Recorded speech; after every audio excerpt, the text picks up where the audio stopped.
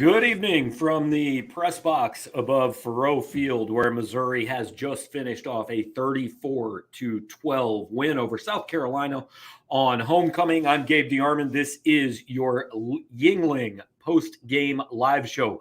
Pre-game today, I stopped by and saw my guy Mike Benning over in Lot P. He might have had a little bit of Yuengling on hand. I plead the fifth whether I checked any of it out or not.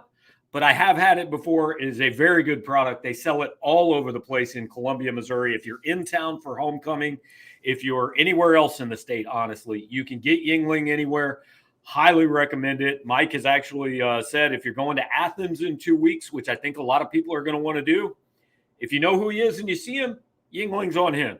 So you know what? That's a hell of a sponsor.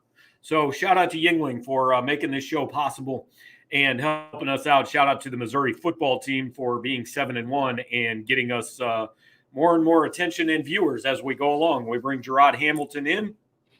Jarod, I would start here. Missouri has basically played 6 of 8 possible quarters in the last 2 weeks and has outscored 2 SEC teams 72-33. I feel like that's good enough for me. I mean, yeah. Most teams try to be this good playing 4 quarters. Last year, they need every quarter, everything to go 6-6. So to be 7-1 heading into the bye week, I mean, that felt like what half a drink's presser was about. We just happy for the bye week. We just need a rest. Eli Drinkwitz didn't even mention Georgia in this press conference. Wouldn't even answer a question about it. Yeah, this was easily like probably the shortest press conference of the year, at least post game, just because it was like half it was, gave some praise, and then the other half was we just ready for the bye week. Yeah. I mean, I think part of that was, and I mean this as a compliment to Missouri, it was a boring game. Yeah. I mean, because that game was over at 24-0.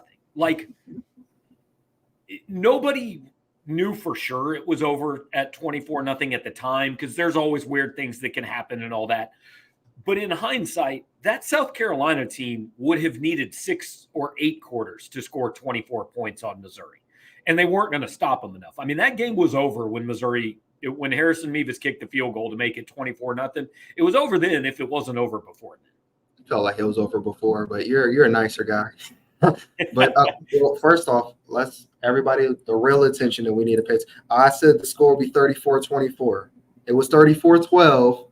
I'm 75% right, Gabe. I'm hitting these predictions. This is what you know what that means? It means Missouri's exactly as good as you thought they were, and South Carolina's only half as good as you thought they were. Exactly. But I only care about one side of that equation right now. So right. Missouri did their part. Do want to invite you guys. We've already got a lot of comments and questions, and we'll certainly go through those and get to them as the show goes on. Producer Alex Stedman is helping us out behind the scenes. He's going to put some of those up on the screen. We'll just kind of react when we see something that needs reacting. But what's the bigger story here, Jarod? The fact that they raced to a 24-0 lead and ended the game at halftime, or the fact that the second half kind of what happened there? Because this is an easy answer for me. I would say it's about the defense, just because I've had questions about the defense. There's been times where you don't know. You don't like that they were kind of low in the second half, but at the same time, we talked about this in the press box. It just feels like we've got the lead. Let's just kind of get everybody home safe and let's go to the bye week in some way.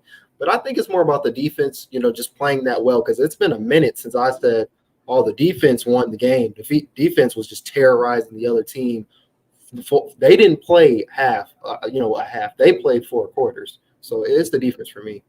Yeah, it's the first SEC game in which Missouri has not allowed a touchdown since shutting out Vanderbilt in November of 2020. That was 41-0. I think the bigger story is clearly the first half. And look, I'm going to, and I do this, I've already used this line in my column, which is 75% written, but I'm going to use it here.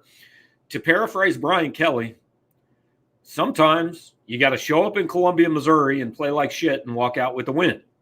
Missouri did not play badly for the entire game, They played about 2.5 quarters on offense. But you know what? That was plenty good. And Eli Drinkwitz knew it was plenty good.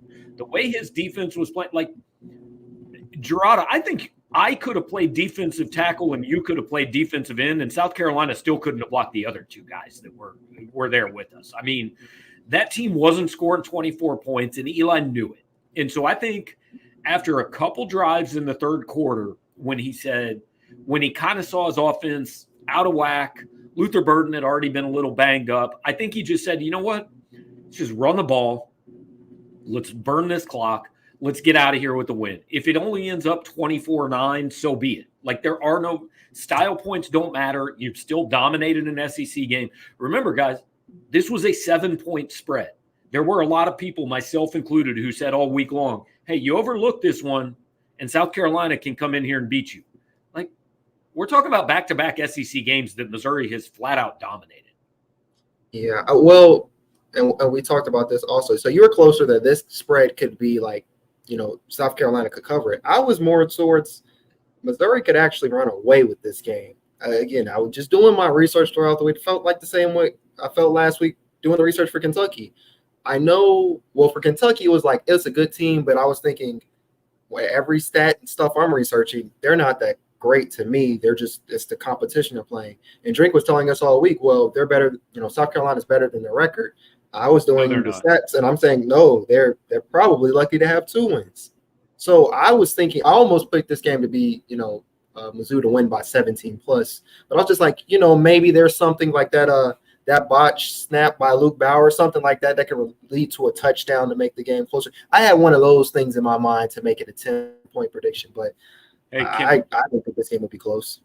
Can I just point out that while you're over here pumping up your prediction for being 50% right, one of us did pick Missouri to win by 17 plus. That would be me. Wait, hold on. I'm trying to think of your prediction. 38-21. Oh, I don't know why I was thinking you was picking it by 7. I'm tripping. So, all right. So we're both right. That deserves a like, subscribe, all that good stuff. There you go. We got it. Okay, so me and you on the same page, Gabe. But yeah, I didn't think this game would be close, to be honest. So what I said, I don't know. I did a lot of podcast radio stuff this week, and at one point I said I thought in the Kentucky game we learned a little bit about Missouri's maturity because they got down 14-0 and they didn't panic. Right, they came back. I said I think this week we'll learn even more because look, even though it was a bye week coming up, like this was a spot that Missouri easily could have got caught peeking ahead. Mm-hmm. And they didn't do it. I mean, they came out, and I think that first half was the best first half they've played all year. That, to me, is a credit to Eli Drinkwitz and his coaching staff for getting these guys to understand, don't come out here and dick around or you're going to be in trouble. I mean, they came out and they put 2 really good quarters together. Yeah, this was, I would say, I can't remember exactly. I remember the South Dakota game. They also came out on fire in that first half. But yeah, this was a great game. And I don't know, good teams, he said, good teams find a way to win. And I asked Chuck Hicks this just a second ago, is like, how does it feel to be able to win this game or win these games in a multitude of ways? We've seen Brady Cook win games. We've seen game-winning field goals. We've seen the run game win games. We've seen the defense, shut down opponents like today. And he basically said it's about, being more together, brotherhood, and all that stuff. And it sounds cliche, but the more I think about it just throughout these games, I mean, last year, this would have been a game they could have slipped up in for sure. I've never thought that they would slip up in this game because something seems different about this team and their mindset week to week, game to game. They don't ever seem too high on their wins, and on their lone loss, they weren't too low. It's by the time we talk to them Tuesday, they're on to the next, whatever the situation may be. And I'm seeing that through these games, them kind of being a little bit more mature and being able to handle these situations. And Larry's saying kind of like the fact Mizzou keeps winning, but leaves a little bit desired. And look, guys, they haven't. I mean, every guy we talked to said, how close have you been to playing your best game? They said, not even close. I mean, in their last 2 games, they've taken a full quarter off, right? I mean, and I do think it's worth saying, and we talked about this during the game, this is not a video game. Eli Drinkwitz said earlier this week, I've seen maybe 2 or 3 complete games in my coaching career. Like, you don't just come out and hit on all cylinders on both sides of the ball for 60 minutes. It just doesn't happen. But really good teams and really good seasons happen when you don't have to have your A game to win. Now, look, Missouri is going to need its A game in 2 weeks. There's no question. You're not winning in Athens, Georgia with a B- game. We know that. But the fact that this team can beat Kentucky and can beat South Carolina and can do it by a combined 39 points with, I don't know, B efforts probably.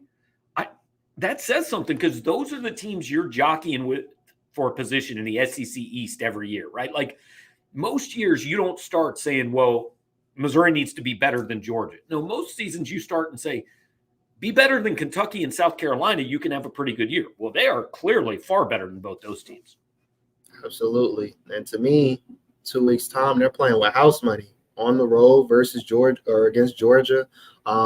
It feels similar to the LSU situation as far as, like, don't get blown out. I mean, as I've got to do my research on Georgia and see exactly what they do well with, and maybe some of the few things they don't do well. I think it's a winnable game. I'm not saying they shouldn't try to get that, but that's a game most of us predict that they'll lose.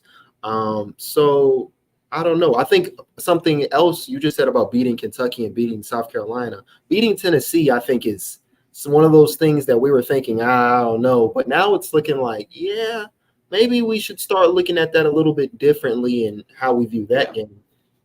This team, to me, has now earned this. Gary Pinkel always used to say that you earn the privilege to play in big games by winning games. I mean, every game you win makes the next game bigger, right? This team is 7-1. Every single thing they want is within their control. Yep. They go win every game. They're going to be playing in Atlanta. They're going to win an SEC title. And odds are they be in the college football playoff. Now, there's a long way to go before that. But to me, and this is the gist of what I'm writing after this game, all you guys watching this, and appreciate all 300 of you that are on here with us. I know it's homecoming. I know a lot of people are out doing things and have plans, but appreciate those of you who have made the time to join us live. Every single one of you watching this has been waiting for this game, this season, for 9 years. Because I drove to the game today, and I texted my wife actually on the way, because I was sitting in standstill traffic. I was going nowhere, so I could text. I said, now I remember why I used to leave the house 3 hours before games, because it took a little bit to get there. And it took a little bit to walk through the tailgates. And you walked in and you couldn't really see the Rock M because people were sitting on it. Like, this is the season you've been waiting for 9 years. So the next 13 days are going to be full of a whole bunch of people nationally going, hey, good for Missouri getting here. I mean, it's going to end, but hey, they should be proud of themselves for getting it. And if you're a Missouri fan, don't look at this as, hey, happy to be here. Nice to have the opportunity. No, now you're here. Go take your shot, man. I mean, everything you want out of a college football season is here for this team. If you are not going to jump on board this and enjoy the hell out of this and put, like, I don't want to see any, yeah, we're probably going to lose. We're going to get Mizzou. Like, just pour your heart into this, man. If you're not going to do it now, I don't know when you'd ever do it. Yeah, I mean, well, that's why I said it's still house money, though, because they give their all.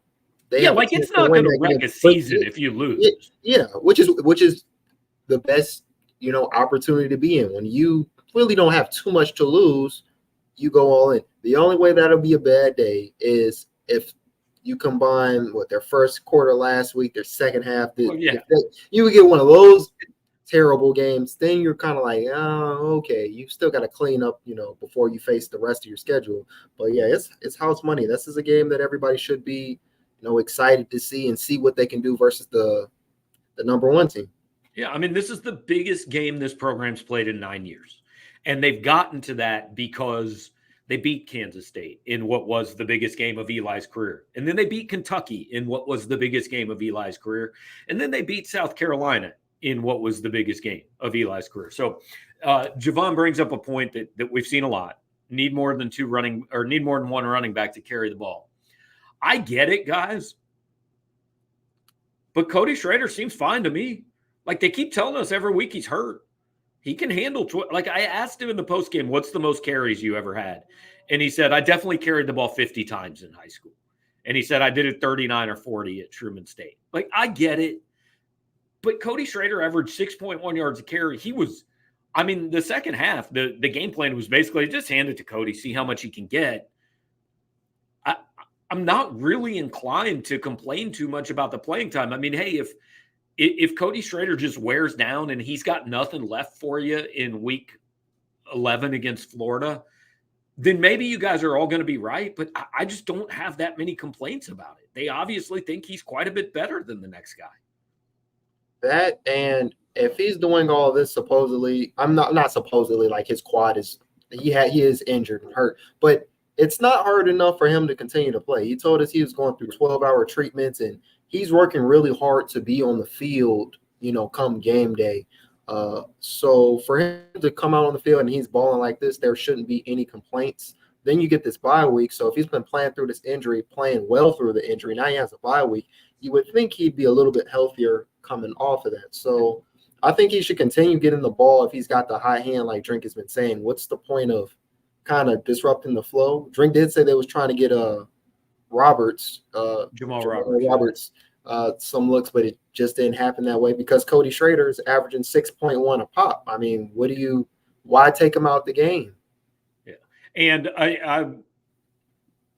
I appreciated, we saw the closest thing we're ever going to see to cocky Cody Schrader in the postgame. He said that he treats every carry like he's got something to prove. And I tweeted out the quote. He said, I do belong in the SEC, and I do belong as one of the best running backs in the country. And he's right. He's second in this league in rushing, man. Like, season ends today. I don't know how they do all SEC teams, like how many running backs are on it. But if the season ends today, man, the only guy ahead of him is Ray Davis. Yeah, I can't think of who else is like the stats or whatever. But Cody's Logan Diggs is third in the league in rushing right now. Okay. Yeah, Cody's playing, good ball, playing good ball, and he's running the rock well. I think, some of you who are saying, let's see Jamal and other stuff, I don't know. It feels the same way as when Brady was balling out and people still were asking for Sam Horn. Like, just get behind this guy. This guy, if he's going to be the one, toting the rock and he's doing this well, did he really care if, Pete doesn't get his 6 carries or if Roberts doesn't get 3 carries? I mean. And here's the beauty of it. This opportunity is in all likelihood the pinnacle of Cody Schrader's football career, right? Like, I like Cody. He's not an NFL back, probably, right? So, you know what? He's going to say, if you hand the ball to me every single play, I'm good with it. How many carries do I need? Just 350 carries? Awesome. I'll do it. 400 carries? Like, there's no saving carries. This is the last year he's playing at this level. And if they think he's the guy, hey, I am not inclined to question a whole lot that a 7-1 coaching staff is doing, because very, very few people thought that this team was going to be 7-1 and probably in the top 15 at this point in the year. All right. I mean, no, not too much to that. Somebody says, to be fair, Brady wasn't balling out when we were asking to see if Sam Horn. That's cap. Brady, that first half versus South Dakota, Brady dominated his half. Wasn't the greatest MTSU game, but the more I think about MTSU, I can't even remember that game too much besides, last few drives. I just think you want to talk about boring games. That was a boring game. It was a decoy game. Missouri was just like, we can win with whatever stuff we was doing last year. So I don't really hold that game against no one really, because it seemed like we'll just do enough. But since then, Brady's definitely earned the job and has been balling out. Yeah. I want to talk about my 2 favorite plays of the game. The first one, I'm convinced that Luther Burden did not see the ball on his 46-yard touchdown pass until it was about 3 feet away from his hands. Insane. He's insane. Yeah, he was running in the sun. Then when he catches the ball, he's right before it gets into the shadows. I don't know how he caught it double covered like that, but I don't know. It's crazy. He's one of those. He's one of those guys. Yeah, and then the second one, And part of it is because of the reaction we got about it when we asked him. But my second favorite play is when I don't even know who. I think it was Johnny Walker hit Spencer Rattler. Yes, with and the ball from. Like I need sports science to do a breakdown on how the ball pops up 20 feet in the air and it's a fumble. How his arm was not going forward and was, it wasn't a pass. But anyway, ball pops up about 20 feet in the air, and Christian Williams is just standing there, man. And he's thinking, oh my God, I'm gonna get an interception. I'm gonna run. We're gonna get a fat guy touchdown. I'm gonna be on all the shows. And then some South Carolina offensive lineman comes in and just knocks him and knocks the ball away. Ended up being somehow a fumble that South Carolina actually recovered and gained 5 yards. But I wasn't even halfway through the question, and Christian Williams was laughing about it. Yeah, I don't know. I mean, it's a good game when that's something you can talk about. Like usually, right. Sometimes that may be a thing where you're like, dang, that's a missed opportunity. But in this game, it's just like, dang, it would have been cool. Kind of like, hey, remember when the punter dropped a snap? That was kind of weird. Yeah, that wasn't great. But I don't know. Something I want to talk about is just kind of some of the supplementary pieces these guys got going, just having themselves today. Mookie Cooper, what do you have? 6 for 57. He led everybody in receiving. And real quick about Mookie, he is damn good after the catch, man.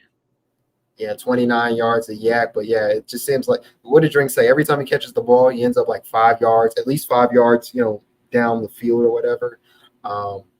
Heck of a day by him. Theo's had 2 for 40. Schrader had 2 for 11. Again, this was mostly a Cody Schrader game, but also the offensive line. Brady Cook has got sacked once in the last 2 games. This was the best run blocking easily of the season. Like one penalty, one offensive line. One penalty, and it wasn't on Cameron Johnson. It was on Connor Tollison, though. We've talked about the snap infraction things for a minute, but one penalty for that line and just the way they were creating these big old holes for Schrader. I mean, if they can get that consistent play in pass blocking and run blocking, I mean, they could have had a lot more points on the board, I feel like. Yeah. Jarod, can we raise some NIL money for Shane Beamer to get an offensive line? Because, man, that was oof. Brady Cook said he feels bad for Spencer Rattler because he's getting run over and over. There was one time where I think Missouri committed a penalty or something, and Charleston got a sack. And it's just like, and it was like, it's for nothing, but it's like that still adds up as far as him just getting hit over and over and over again. Well, and I said to you, like, South Carolina gets the ball back with 2 minutes left. Shane Beamer should have pulled Spencer Rattler, man. That dude, he got beat up today. Give the guy 2.5 minutes off. I don't know. When he started calling the timeouts, it was even worse. Just he wants to keep it going, but I guess not go home with 3 timeouts, I guess. But yeah. Hey, Alex, can we put Hefe KC's question up there about Luther being hurt? There you go. So this is something that I think is worth talking about. So Hefe is asking, why does Luther Burden look hurt all the time? So I think there's 2 things here. First of all, the dude takes some hits, man. Like, he doesn't give up on a play. He takes some hits. Second of all, and I said this to somebody else in the press box who's seen as much Missouri football as I have, and there aren't a lot of them at this point. But I said, I think he's got a little Jeremy Maclin. Jeremy Maclin, he did the thing. He did the Jim Brown, I think it was, that like he would just drag himself off the turf and he would go back to the huddle real slow. And there you go, Bradley saying. And you would think after every play, well, man, I don't know, J-Mac might be done for the day. And then he'd go line up and he'd run 60 yards past somebody. Like, Jeremy, I don't know if he liked the drama or if he was trying to make the defense think he was hurt or what it was. But I think Luther's got a little of that. I think Luther's got a little of, all right, I'm going to play this up for a minute. Now the shoulder, I believe the shoulder was hurt. That I think is a real thing. But I also think he's just a guy that gets up slowly, and I think that's a little bit of what he does. Yeah, the drink said something as far as just like they've been going 12 weeks straight when you add fall camp. Yep. So some of these hits they're different than the hit he took like the first game I think it was versus South Dakota where he took like a head to head, a helmet to helmet type hit, and then he kind of just bounced up instantly. Yeah, it's wood. Week 8, some of those add up and hurt a little bit more. He did land awkwardly, it looked like on the replay of that shoulder. So I'm interested to see what the damage is to that. He ran to that injury tent looking a lot like Brady Cook looked running to halftime. That's exactly what I thought. State last year. Yep. Like my first thought was they're going to get him in that tent and they're going to have to pop that shoulder back into place. And honestly, maybe they did. I don't know. So I know a dislocated shoulder a lot of times, like it's just going to happen. You can play with it, but it's going to happen. You might need to fix it in the offseason. Somebody in our game chat had speculated that it might be a broken collarbone. Obviously, it wasn't. It was very good news. And I just think that it goes back to Eli's main point. He said, guys, we've been going since July 30th, almost every day. We've played 8 weeks in a row. We need some time off. And so I would imagine they probably don't come back to practice till about Wednesday. Wednesday, that don't even sound like enough. Well, but then I think also what they will do is like Wednesday, Thursday, Friday, they'll do some game planning stuff, but I think they'll also give the scout team guys and the younger guys a lot of I don't think Brady Cook and Luther Burden and Cody Schrader are taking a rep till Friday or Saturday. Yeah, there you go. That sounds a little bit better. Yeah. But it does come. I mean, look, I always laugh at is the bye week at a good time? Well, it is when it is. You don't have a choice. And everybody says, yeah, it's at a great time, but it's at a pretty good time for this team. I think they could use a few days to heal up before Georgia. Not only that, I mean, it's just perfect for game planning. I mean, this is a perfect chance to want to add some wrinkles in offensively, defensively, whatever you want to do. And you're going to need your full energy. You're going to need as much health as you can because Georgia's usually got the biggest kids in the country. So it definitely works out. It probably works out better because they're 7-1 going into this game. So you got confidence. And like you can tell, some of these nagging injuries some of these guys are going through, they know they're doing something special. So who wants to miss a game or miss any chances to play in the midst of this, going 7-1? A lot of adrenaline going on. So I was looking at this. Missouri came into this week ranked 20th. Number 16 Duke is playing Florida State. They're currently ahead, but 16 could lose. 14 is playing 18, Utah and USC. One of those teams is losing. 17 already lost in Tennessee. I've got Missouri moving up to about 17 this week. And then let's take a look at what happens next week when they're off.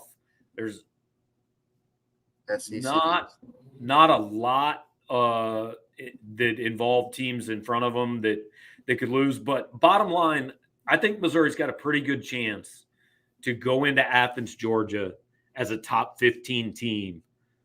Missouri will be 3-1 in the league going into that. Georgia, probably 5-0. Yeah. I mean, they got Florida next week. You never know, but I would think they win that game. But look, you beat Georgia, you've got the tiebreaker. I mean, this is at the risk of spending the next 13 days just talking about that game. I mean, like I said, it's the biggest game they played in 9 years. Yeah. That's crazy because then win or lose, it'll be Tennessee, the biggest game they play. Because at this point, where do they fall? Where do they fall in this pecking order? And you've got Florida still involved. Which I need to watch some Florida stuff just because I'm wondering. I just seen it say they were 5-2. Mm-hmm. I never knew their record, but them being 5-2, I don't know, something's fishy about it. They probably won a game or two. I didn't expect. Well, they beat Tennessee. They beat Tennessee, and then I think it's worth noting they had to come back from 10 down to beat this South Carolina team last week. I don't think Florida's that great, but I mean they won the games and they beat. So maybe I thought they were going to go 5-7. Maybe they were 6-6, 7-5 team, but still could, I guess. Yeah, like you said earlier, Mizzou, everything that they want to accomplish is right in front of them, pretty much. Yeah. So what do you guys think of the chance at Georgia? I love this team. I'm thinking 15% chance. I don't know percentage wise. Like, let's say this: Georgia has to be off, right? Like that was the beauty of last week, the beauty of this week, the beauty of Florida and Arkansas, and maybe even Tennessee is your opponent can play well, and if you play well, it's not going to matter. If Georgia plays well, Missouri's not going to beat them. I mean, Missouri has to play well, and Georgia's got to be a little bit off. And that's not an insult to Missouri because I'd say that about anybody in the country. Ohio State could play Georgia, and they need Georgia to be a little bit off. That's just a fact. If Georgia comes out like they did against Kentucky with something to prove, Missouri might be in a little trouble. Cole is asking if I will be there. We did a little rudimentary research about the cost of getting me there. I would say at this point it is likely I will attend that game. And we'll do the post-game show live from Sanford Stadium and all that. But we'll see. I'll make that decision. We were talking about game time. I think that's going to be a 2:30 CBS game because I think they're going to put Alabama LSU at night. Please do. Put it at 11. Give us a morning game. Give the people who wake up early something they deserve. Well, I guess we're doing Eastern, but we're going to have like an hour drive to get there. I'm fine with 2:30. No, Gabe. We just got to move up just a little bit early to get there, and we're good. FA says 7 p.m. CBS. No way. Please, no. I just don't see it unless Alabama. Here's what I actually think they'll do. I think they might use the 6-day window and not give us a game time until next Saturday night or Sunday just to make sure Alabama and LSU and see what Georgia does next week. But look, guys, the brand names of Georgia, LSU, like that game is going to get more eyeballs at 7 o'clock than Missouri, Georgia. It just is. I think LSU, Bama is the primetime game. And then CBS 2:30 is Missouri. That would be my guess. Somebody's asking if ESPN gets a choice and could play it at 6. No, they're not going to play those two games close to the same time because those are basically the division championship games at this point in each division. They're going to split those up so people can watch both of them. They don't want one at 6 and one at 7. That's a TV nightmare. Georgia hasn't played well all year, but once maybe they aren't as good. They're not as good as they've been. They're not as good as they've been in previous years compared to their other iterations of themselves. Mm-hmm. This team is still beating everybody. They're still going to win those games. I think back to the question when somebody said the percentage, they said 15%. Probably lean 30%. I'd go 15 to 20. I can get to 30. The only thing is, though, we talked about the last couple weeks playing complementary football, and like today they got in the backfield a lot and actually capitalized with sacks, tackles for loss. The offensive line played well. We're going to kind of need a combination of everything that's went well this year in that one game. So they can't have a half where they're not really doing nothing on offense. They can't have too many personal foul penalties or the safeties getting beat over the top. It's got to really be 100% that one day. Brock Bowers is out for that game. And we're going to have all kinds of time to talk about Georgia. But I'll just say this. Jarod, what's the conclusion we come to about the Kansas City Chiefs about the middle of the third quarter in every single game? They just don't care till it's the playoffs. They're just kind of going about their business and doing just enough to win every week. That's what Georgia's done this year. They've just kind of done what they needed to do. They've done enough. Yeah, I do think playing the East Division teams, especially when they see an up and rising Missouri team like this, I have a feeling they'll probably be up for it. Then when you add in last year, just because like Missouri wins this game, they control the division. So I don't know. It's going to be an exciting game though. I'm ready for it. I mean, this is the game. It's the reason every kid came to this school. It's the reason every fan drives 4 hours and sits in the stands. It's the reason we do what we do. You don't do this to cover South Dakota, Missouri. You don't do this to cover a game against Arkansas that the winner gets to 6-6 and plays the Gasparilla Bowl. You do this for games like 2 weeks from now. To be able to walk into a place and go, this is one of the 3 or 4 places that everybody in the country has their attention, and I get paid to be here and watch this. Like that's why we're here, man. And like I will absolutely tell you guys, as much as you're enjoying this, we're enjoying this too. Like this is a lot. This season's a lot of fun, man. This has reminded me what it was like at this place 10, 12, 14 years ago, and it hadn't been that way for a long time. I'm glad I can kind of sort of figure out my winter break, my winter plans just a little bit, knowing like, all right, we leaning towards more so towards New Year's is where I'm off the grid. No one can really hang with me.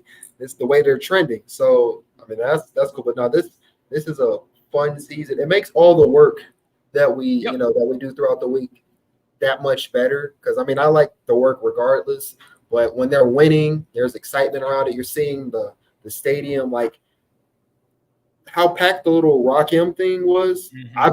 I feel like that's the most packed I felt like I've seen people on top of each other.